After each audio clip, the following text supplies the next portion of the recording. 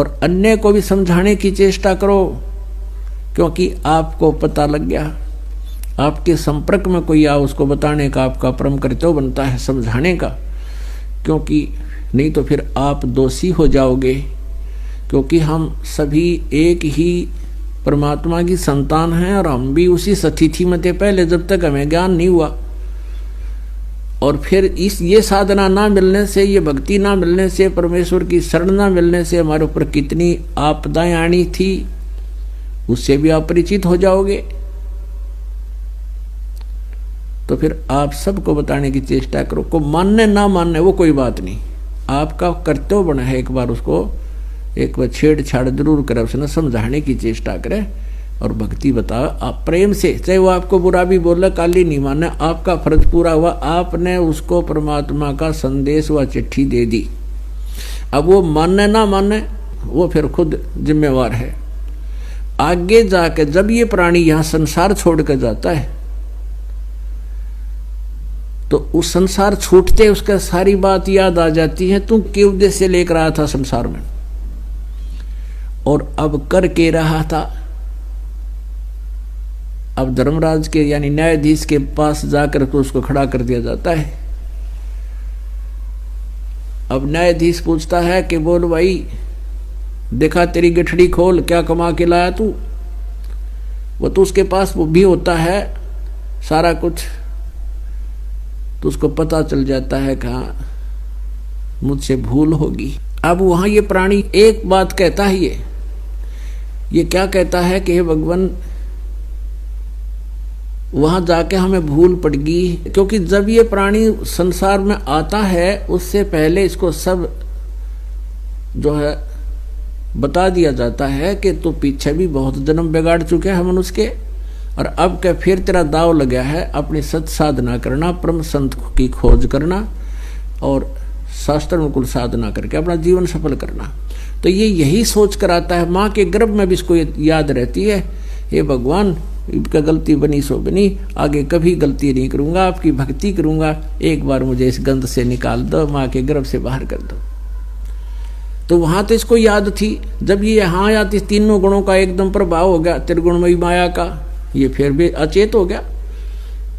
तो इसको नए सिरे से जो जैसी पढ़ाई पढ़ा देता है उसी तरह शुरू कर देता है। तो फिर परमात्मा अपने सिर पर अब भार नहीं रखते, अपने सिर उलाना नहीं रखते, वो भी किसी ना किसी माध्यम से कोई संदेश उस तक पहुंचवा कर छोड़ते हैं। अब जगह जगह चैनलों पर चल रहा है, पुस्तक बांटी जा रही है, भगत बहन भाई आपस में जो मिलने वाले उनसे भी चर्चा कर रहे हो, तो उस तक संदेश पहुंचा दिया आपने। अब वो वहां जाकर के ये कहता है धर्मराज के दरबार में, जब यहां लुट पिट कर चला जाता है भक्ति ना करके और कहने से भी नहीं मानता है, तब वो एक बात कहता वहां जाके, हे भगवान हमने पता नहीं चला, हमारे को किसी ने बताया नहीं, भक्ति कर लो।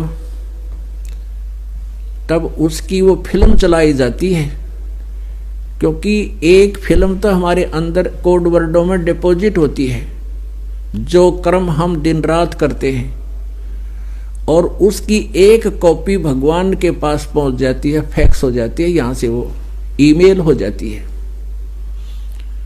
और भगवान के पास वो कॉपी होती है, उसको चला के दिखा देता उसकी सीडी को, अगले तू क्या कह रहा है कि मेरे को किसी ने बताया नहीं, देखिए भक्त ये बहन क्या कह रही है तुझे, और तू क्या कह रहा है कि किसने देखा भगवान, तेरे पास समय नहीं है। तो फिर वो नीची गर्दन कर लेता है, हाँ परमात्मा कहा तो था इसने।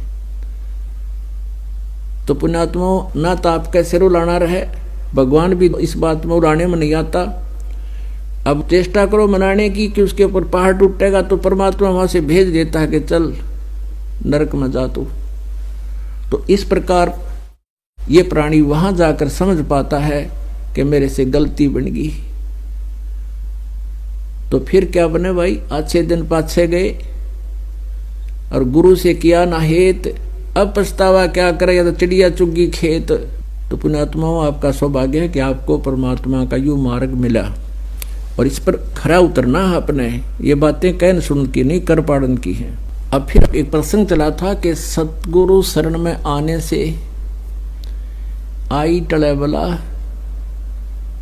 और जब भाग्य में मृत्यु दंड हो, सूली हो वह कांटे में टल जाए। पहले मृत्यु दंड दिया करते थे, एक गोल चक्कर सा होता था और उसके बीच में एक सुराख होता था, और उसके ऊपर उस व्यक्ति को बांध दिया जाता था गोल चक्कर के ऊपर, और उसके नीचे सुराख से एक भाला निकलता था बहुत तेज नोक वाला, और उस व्यक्ति को वहां विवश कर दिया जाता था, उस बांध दिया जाता था। और जब तक वो धीरे धीरे उसको छोड़ दिया जाता था, अपने प्रेशर से अपने आप नीचे आता था। व्यक्ति तो हल टहल सकता नहीं था, और वो भाला उसके नीचे से और धीरे धीरे धीरे धीरे सिर में से निकलता था। उसको सूली तोड़ना कहते थे। वो मृत्यु दंड ऐसे दी जाती थी। तो यहां परमात्मा कहते हैं कि संत शरण में आने से आई टले बला, और जय मस्तक में सूली होवा काटे में टल जा। आपने ऋग्वेद मंडल नंबर 9 और सूक्त नंबर 1 का मंत्र 8 और 9 में बहुत बार दिखाया है, फिर आने पर समय आने पर दिखाएंगे। उसमें क्या लिखा है कि वो परम अक्षर ब्रह्म पूर्ण परमात्मा, ये वेद ज्ञान दाता भी वही है जिसने गीता ज्ञान दिया। ये ब्रह्म सरपुरुष है। तो सरपुरुष कह रहा है कि वो परमात्मा 3 प्रकार से शरीर धार करके लीला करता है, 3 प्रकार के शरीरों में लीला करता है। एक रूप में तो वो सतलोक में रहता है, ऊपर के लोकों में, तीनों लोक, 4 लोकों में, सतलोक, अलखलोक, अगमलोक और अकैलोक में। वहां तो उस परमात्मा के शरीर की इतनी शोभा है जैसे एक रोमकूप में करोड़ सूर्य मिला दे, करोड़ चंद्रमा, तो भी परमात्मा के एक रोमकूप की रोशनी अधिक है। और वो ट्रिपल रोल करता है, ट्रिपल। और दूसरे प्रकार का शरीर वो धारण करता है, जैसे प्रत्येक युग में एक नवजात शिशु का रूप धारण करके, और उसका विधान है कि वो सरोवर के ऊपर वहां पर आकर के प्रकट होता है कमल के फूल पे, और वहां से कोई निसंतान जो पहले से संस्कारी होते हैं, जिन अच्छी आत्माओं को परमात्मा आके मिलता है, जैसा ऋग्वेद मंडल नंबर 9 सूक्त नंबर 86 के मंत्र 26-27 में, ऋग्वेद मंडल नंबर 9 सूक्त नंबर 82 के मंत्र 1, 2, 3 में, और भी अनेक स्थानों पर यही प्रमाण दिया है कि वो परमात्मा गति करके आता, सतलोक से चलकर आता है, और वहां से चलकर यहाँ अच्छी आत्माओं को प्राप्त होता है।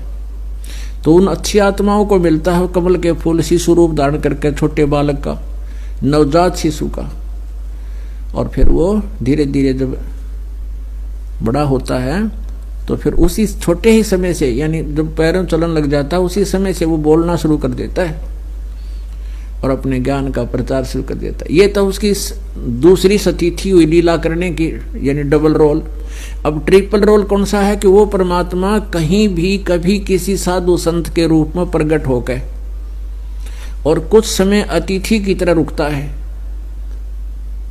ये दोनों सतिथि जो सेकंड और थर्ड टाइप की हैं, ये अतिथि रूप की ही होती है उनकी, कुछ समय आते हैं यहाँ पर।